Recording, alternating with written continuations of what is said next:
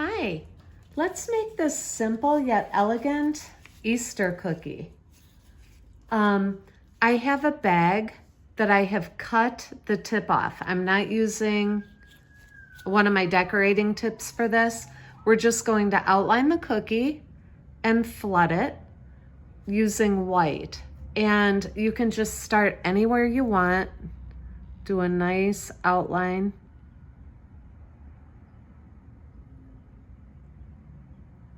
These cookies are so pretty.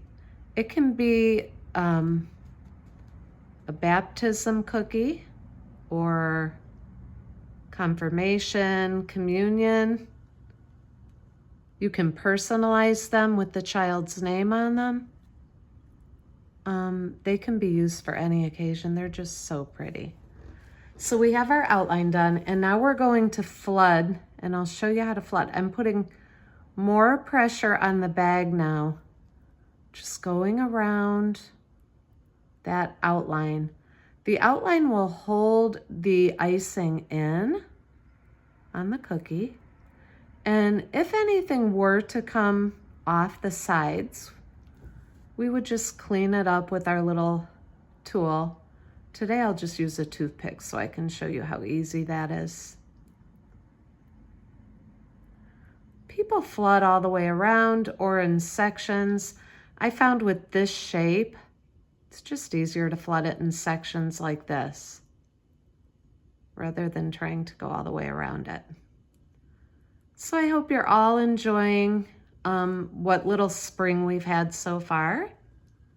Getting ready for Easter.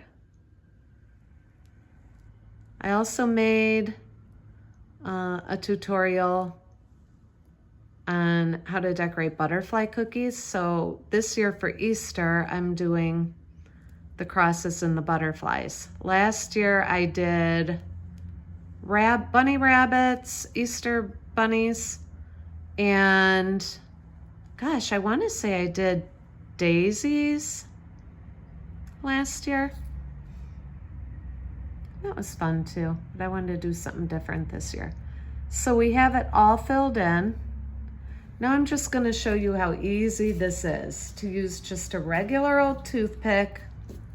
Go around and kind of fill in any gaps.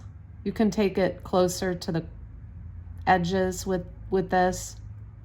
Pop any bubbles that may have come up. But it's as simple as that. Once you have it how you want it, we will just let it dry. I'm going to let it dry for at least an hour, maybe 2, before I go to the next step.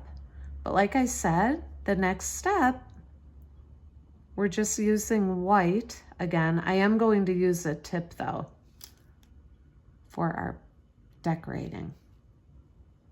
But it makes it so much easier when the icing color doesn't change because, you know, of mixing and bagging and everything. So there we have it. I'm also going to turn the toothpick around and kind of clean up those edges a little where it went over a little bit.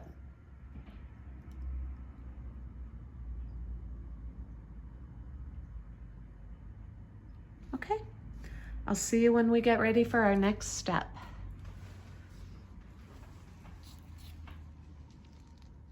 As I told you I would do earlier, we did one here with the point and white icing, but I wanted to show you how you could do it without a point by just cutting off the bottom of your bag again, just a little bit at the tip. Just a little bit at the tip of that bag. And then I also wanted to add a little bit of contrast to this one after I saw the first cross. So this is just the Wilton color. And I just used a little toothpick and got one small dab of color to put in here, giving it just a little hint of contrast. And with that being said, let's pipe 2 lines. We'll start with the vertical line and horizontal line. From the center of these, we'll take our line to each point on the cross.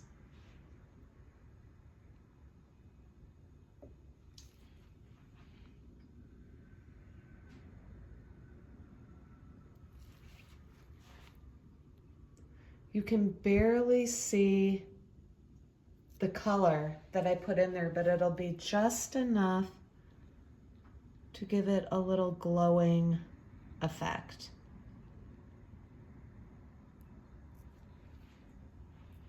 From the bottom points to the top. This cookie cutter is so beautiful. You really don't have to do much decorating. The shape of it is just so pretty. Fill that in a little. Okay. I'll let that dry before we go to our next step. Our final step of this cookie is going to be putting these little flowers in. You can make these yourself, but I just ran over to Joann Fabrics where I get most everything, and they had Sweet Shop decorating kit. It came with the little flowers that I'm putting on this cookie. And then also for future use, maybe Mother's Day, it came with these sprinkles, which are so cute with the gold in them. And these little pretty flowers. So these will be used later on a different cookie.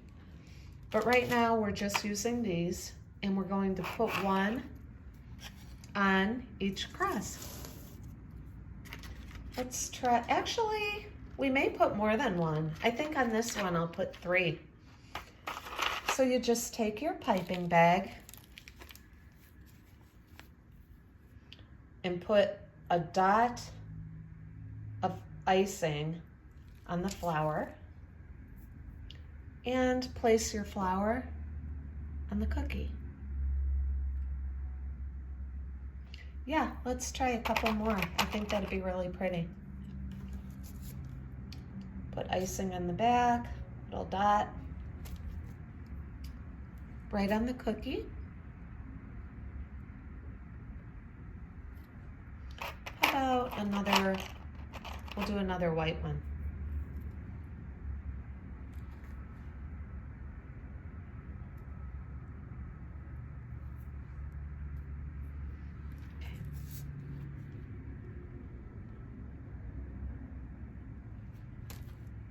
And we will place that right next to this white one. Oh, that's really cute. Okay, we'll let that dry. And there you have it. That is our Easter or baptism or communion beautiful cross cookie. I hope you all have a very happy and blessed Easter, and we'll see you next time. God bless.